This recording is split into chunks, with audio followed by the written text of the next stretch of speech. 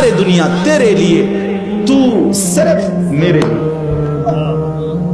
আল্লাহ বলছে, বান্দা तमाम দুনিয়া তোমার জন্য, তুমি শুধুই আমার জন্য। আমি তোমার কাছে একটা সেজদা চাই, আমি তোমার একটা শুকরের বাক্য চাই, আমি তোমার জবান দিয়ে শুনতে চাই যে তুমি বলবা আলহামদুলিল্লাহ। আল্লাহ আপনি খাওয়াইছেন, আপনি পড়াইছেন, আপনি ঘুম দিছেন, আপনি জাগায় দিছেন, আলহামদুলিল্লাহ। আলহামদুলিল্লাহিল্লাযী আহইয়ানা বা'দা মা আমাতানা, গুফরানাকা আলহামদুলিল্লাহিল্লাযী।